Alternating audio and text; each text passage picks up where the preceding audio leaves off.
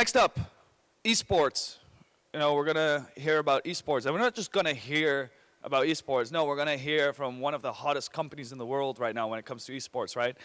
With probably the coolest name as well.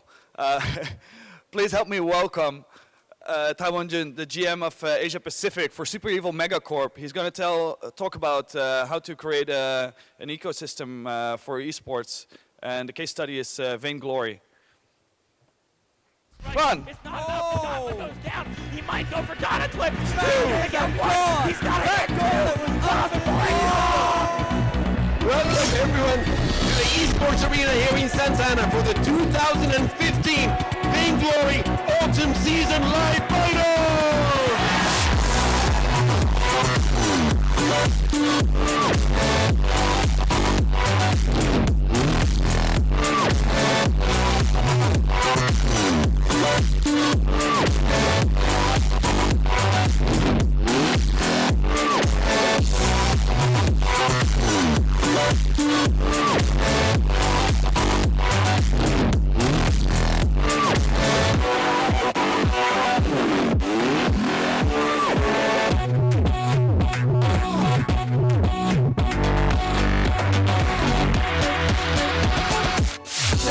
Going to seal the deal here at 2-0, or will they?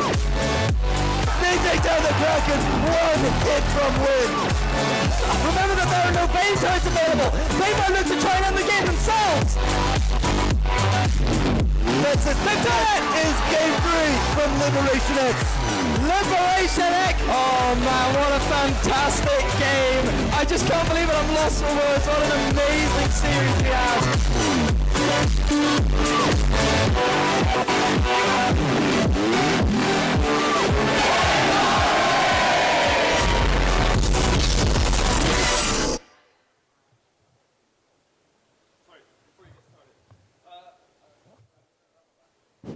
All right. 他说英语啊，如果你听不懂的话，门口外面有翻译耳机，你可以拿一个，好吧？ Thank you, Maxime. Hi, my name is Taewon Yun.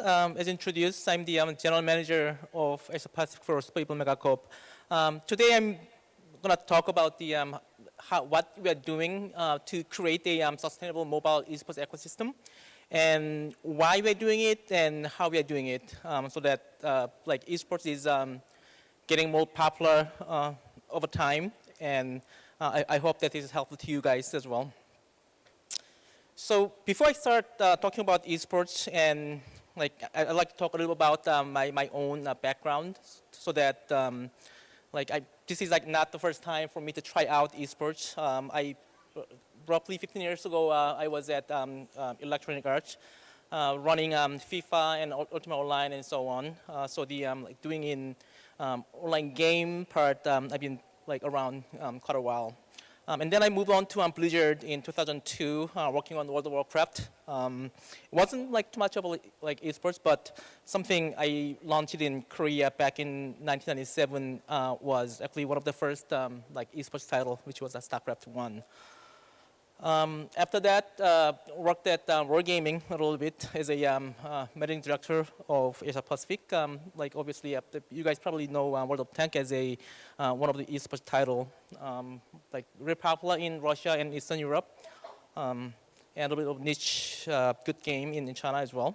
And now I'm at Evil Megacorp, trying to make Vainglory as one of the key esports title in the world. So starting last year, everyone suddenly started to talk a lot about esports, not only in China, but globally.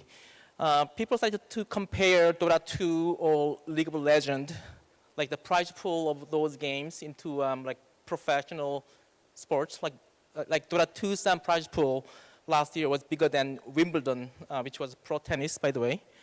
And then not only traditional streaming channel like Twitch, big, traditional channels like ESPN, BBC, and TBS, they started to create their own esports, program. Investment was pouring into different companies from venture capitals and private equity firms and so on. and other industry giant is participating in this field. So like there are tons of different activities. Interesting thing to me is that everyone has a different idea on esports. Like, it seems that whoever you ask, they may tell you different thing about esports. Some ambitious, one of the big publisher in US. They talked about how ESPN, which is the sports cable channel, have 80 million subscribers, and how they have like 10 billion revenue in 2014. And then he said, well, the subscriber to our game is over 20 million. So we gotta be able to build a lot bigger ecosystem and industry around computer games they have. And then there are some like confused, like one of the publishers talked about, we spent $32 million on esports over the last 3 years, and we don't know like why we're doing this. We don't know what esports is still. And then most of the companies actually, I think that they belong to the marketer part of things, that they're doing esports in the belief that we're going to help marketing their game or retain the players or like increase engagement.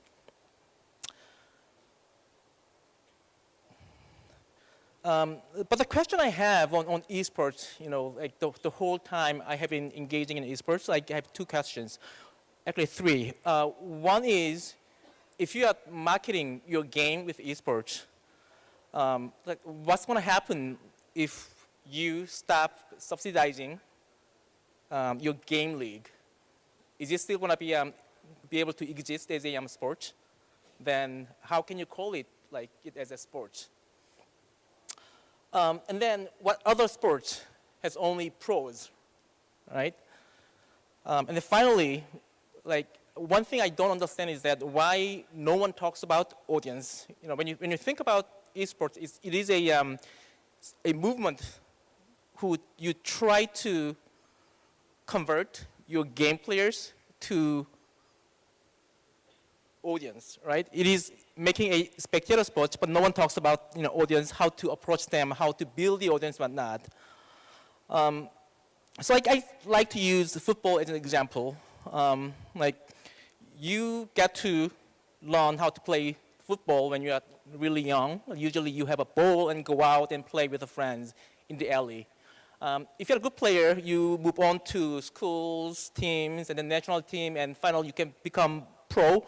And then, like maybe even some of the really, really good players become the participating in FIFA World Cup as a part of the national team. So that's why I feel that current esports, when people talk about esports, I think that something is really broken, and that is everyone wants to start with the like World Cup. And no one talks about the backyard esports, where people start to get to know, enjoy the game as a sport, and enjoy watching other people playing.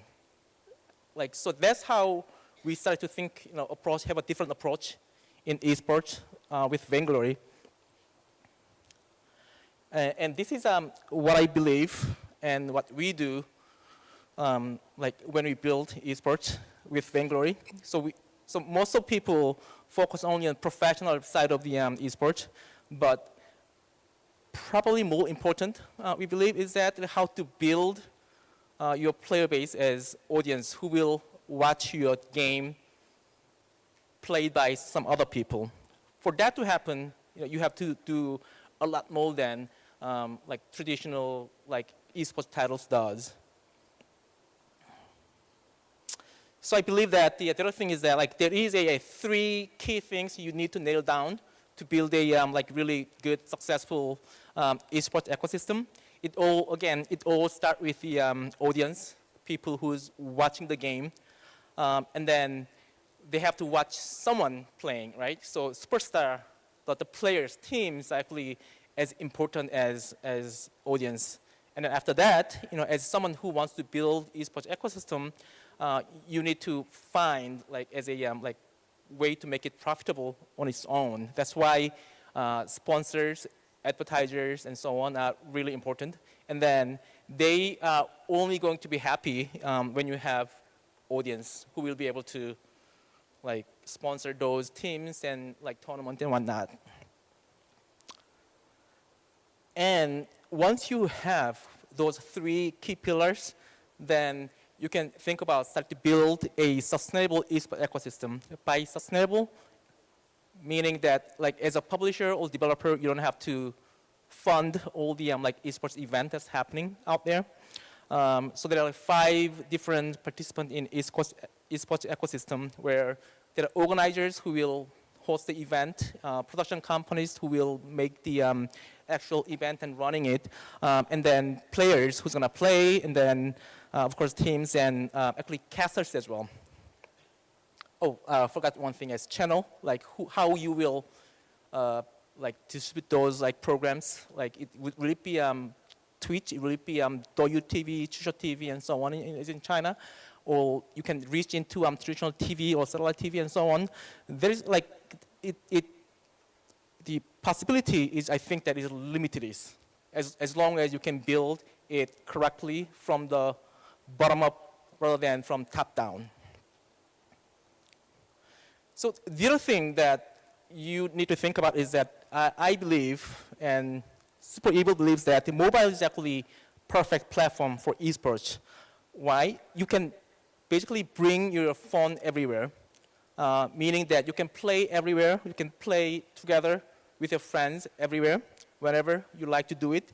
So which means that like kind of like the football example I used, it's kind of like working as a ball, right? You can easily go out and play with your friends, wherever. While on PC or console game, you have to be stationed in one place. It could be like PC game rooms, or it could be in your home, but it's not going to be as easy as mobile to play together and develop this team spirit. The other thing is that like mobile is already powerful enough to build a core game that can be played as a like professional gaming. So this is like, everyone knows this, right? Everyone has one mobile, meaning that the market size will be much bigger if you build it correctly. So using LOL as another example, that like LOL's reach will be like maximum 700 million to 800 million. That's the limit they can go. Right now on touch screen on mobile, like there are 3 billion touch screens you can reach into, and then this number will grow over time, while gaming PC number will be reducing over the next few years. And last year when iPhone 6 came out, like it turned out that the power of that iPhone 6 is as good as like Apple's new MacBook. And this year, Samsung's S7 is actually more powerful than some of the other traditional PC, which means that we can build a real core game on mobile platform using this power. But games that can be esports are actually pretty rare. It's not easy to build something that can be esports. Reason why is that, yeah, game needs to be fun from the beginning, but also it needs to be fun to watch, right? The other thing is that, a lot of games in mobile industry is like you win by paying. And then when you have that business model, it will be extremely difficult to build it as a real sports-like title. So you don't expect in Pro League that some players will be paying to win that, like FIFA World Cup. The next one is actually a lot of people are not realizing that, but it needs to be really easy to broadcast on TV or different channels, meaning you need a really sophisticated spectator mode or like TV mode. And then of course, something that the game needs to be something that pro players can show off their skill set. It gotta show different like play style than like normal players. So that needs to be something embedded in game. So you need to actually fulfill all these 5 things to really build a game as esports title. Video, please.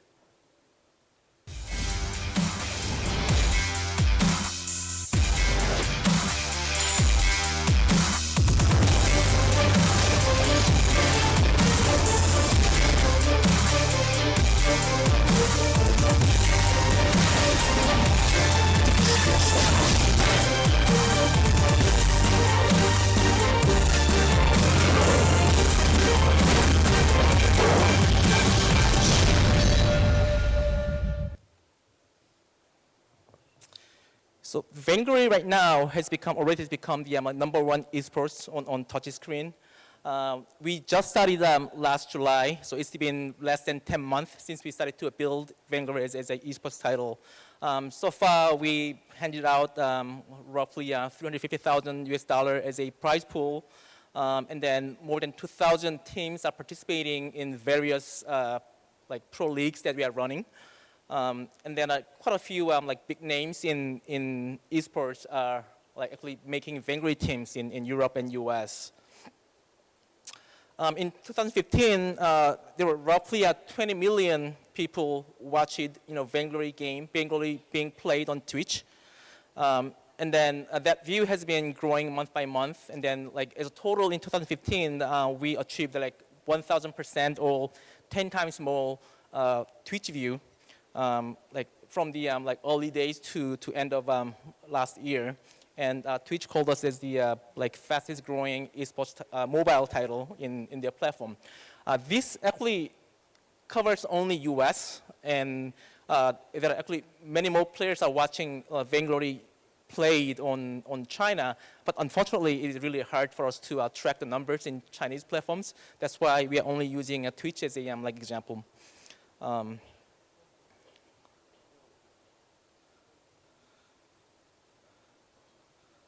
So like this is the showing the growth of the audience in Twitch platform only over the last 4 months until January. And then we already have a like full year plan. There are 7 official regional league that goes on around the globe, including US, Europe, Korea, Japan, South America, and Southeast Asia. And then we plan to have a like 2 world championship in summer and winter, and then like 2 or 3 international league in Korea. But this, in my mind, is not that important. To reach this kind of like professional league, what we actually did is a lot about like in-game support of seasons, the supporting of the guild in the teams, and then support a lot of like offline LAN parties in US, Japan, and Southeast Asia to make community to get together and play together.